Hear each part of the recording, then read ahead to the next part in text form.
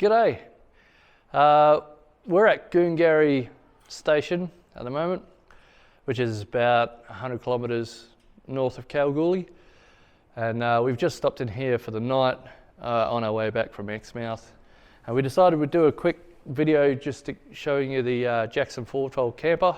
The reason why we're in the shed at the moment is to try and get out of the wind. We've got the cyclone off the coast at the moment, and it's been very windy conditions, and we just wanted to get out of the wind for a night. So yeah, let's go on a tour.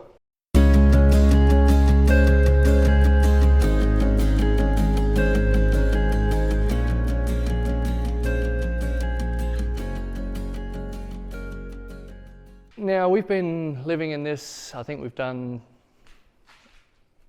9 nights straight now. So basically packing up and setting up every single day. So we'll just go through a few of the things that we really like and some of the things that maybe not so great. So we'll start right at the front here. So you've got your poly block. That can be a little bit challenging to get on and off the thing. Park brake, I don't know, it seems a little loose. I don't know how well it actually works. The spirit levels on the chassis here, I wouldn't trust them for getting it level at all. When you get it perfectly level on the bubbles, it's still leaning forwards. So yeah, it's not great. Got a winch here, which helps you open and close the tent part of it. Underneath, we've got 2 20-litre jerrys of diesel. If you want to spin around this side, so in this front box here, we've got a 65-litre fridge on here, King's fridge. On the back side here, you can see there's plenty of room on here on the back side. We've got a 10-litre water jerry and the kettle and the pot lids as well. So there's plenty of room for a much bigger fridge in here. But for us, Sarah and I, we only need a smaller fridge like this. So that's the fridge slide. Inside here, there's also another ciggy point and a locking pin, so it doesn't move at all.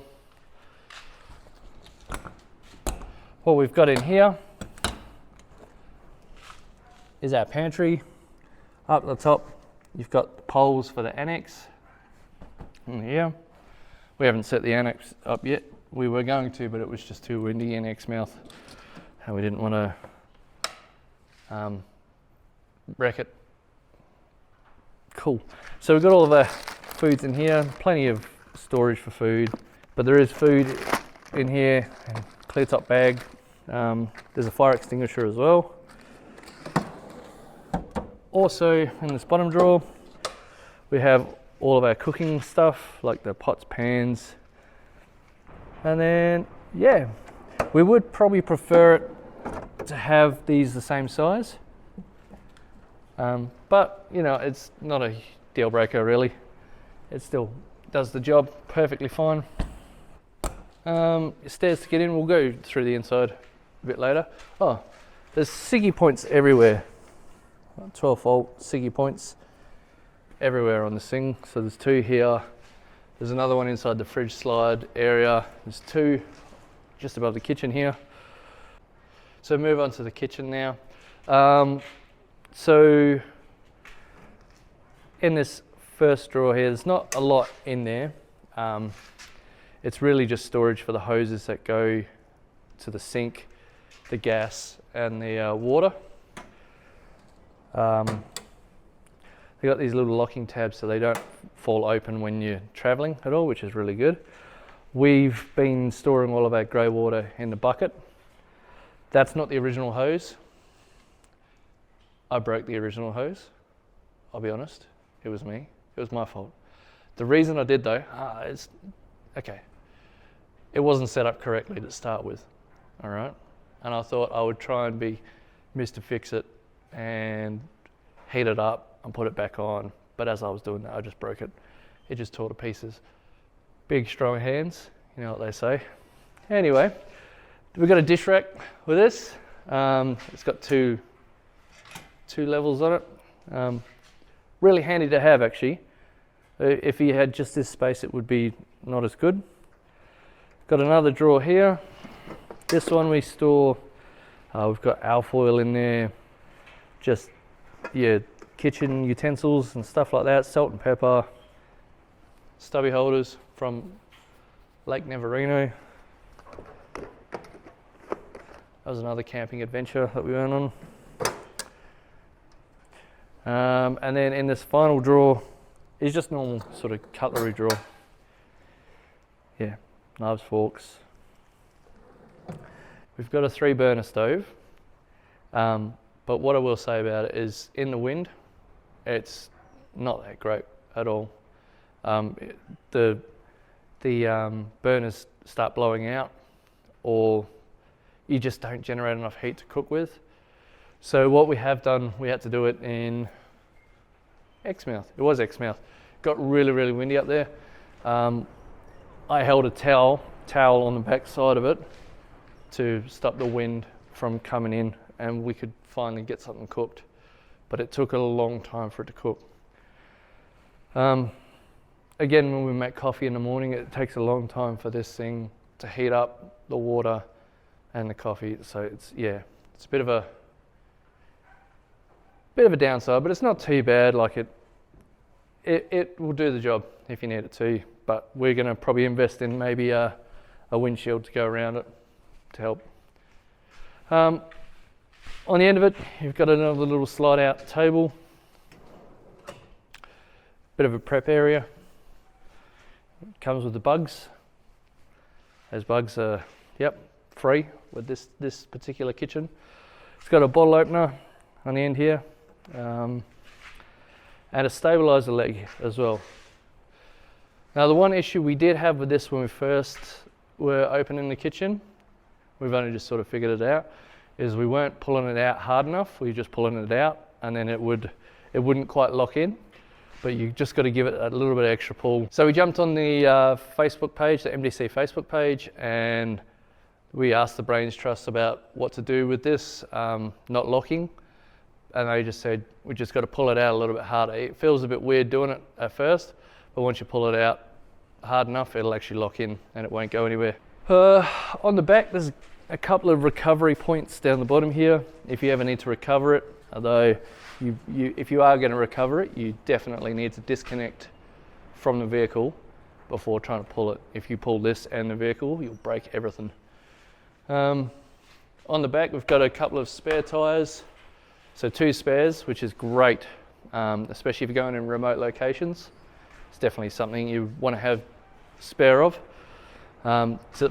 To get access to them, you just remove this bolt here, and the whole thing slides out of the way, and you can get to your spare tyres.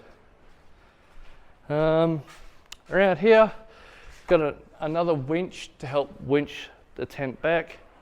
In the back here, we've got another little storage container, but it's only very small. The water pump's in there as well, so it's only a very small container. We just put our shower stuff in there, like shower gels and stuff. Got the boat rack. We don't have a boat for it, and we don't plan to get a boat, but what we do plan to do is we'll plan to mount a ensuite awning to this, so we can open it up and we've got an ensuite straight here, right here, where we need it. We've got a water fill point just in here. You can attach, if you're in a caravan park, there's a power socket here, and you can attach the power to that. This is your battery management and stuff. So that's all your battery management stuff. It's got a water tank level there as well. Sitting at 12.9 volts, so we're basically full charge. It's actually tells you on here how much charge on the actual, you can see it there? Yep. So 13 volts is 100%. Yeah, so we're pretty close to 100%. So you got your internal light switch, your refrigerator switch, and your water pump switch there. There is a spare and another DC outlet. In here, got some more storage. Can't open this all the way because we're parked too close to the thing. But yeah, the poles are still here. Got a charger for our good Dug-a-Dug machine. some lights, toolbox, tools, spare parts, pegs, those sorts of things in here. And then more storage here. So we've got power cable, a bin, the jack. The jack for this is a different jack, and another drawer full of tools and parts and stuff. We've still got to figure out the best way to do all the storage on this. Same with setting up the tent and stuff. We've still got to go through and perfect all that, but we're doing pretty good. I think it took us 16 minutes to set it up, from reversing in to set up as you see it here. 16 minutes, so it wasn't too bad at all. You want to come inside? We'll have a look inside. So we've been running a fridge and a 27 litre freezer as well, which has been really good. We've got ice creams in there still. Ooh, we're having ice cream tonight. So yeah, and we haven't had any problem. There's two 100 amp hour AGM batteries in here. There's two of them on there. And yeah, we're not having any dramas power consumption wise. But you got a bit of a lounge room set up here, table that folds away. You can have it as a second bedroom if you wanted to, but for us we don't want guests, so just being real. Got pegs and awning there, we're just keeping it inside for now. So under this one here, we got towels, and just like games and a little vacuum, battery powered vacuum, because I'm a big man child. I don't know how to wipe my feet. That's right, you heard it first. And on this side, similar again, we've got I think clothes pegs, and there's a bit of that's DC charger. And we've got pegs and stuff. Normally we keep the other set of towels that we've got in there as well. Two Siggy points here. There's a normal like AC power outlet. As far as we're aware, it's only available when you're plugged into the mains power at like a camp, at a caravan park or something like that. But other than that, that's basically it. We've got a king size bed. This is where the magic happens. Yeah, got a king size bed, got lighting and stuff. Here's a little hack for you. So this edge along here is quite sharp, and it doesn't come with any sort of padding here. It would come just like this, which leaves quite a hard edge. But what we have seen other people do, as a bit of a hack, is to put a pool noodle in there. Now the pool noodle saves your legs from dragging along that sharp edge, and it's actually makes a huge difference for comfort. You can zip all this up so you're completely enclosed off if you don't like looking at that area. There are a few little things. We're still trying to get used to the tent setup side of it and getting the canvas right. Just a few little things, like I say, the spirit levels out the front. You wouldn't rely on them. You're probably better off relying on your eyes to see whether it's level or not. And yeah, the stove. They're probably the two big things. The stove not being very good in the wind at all.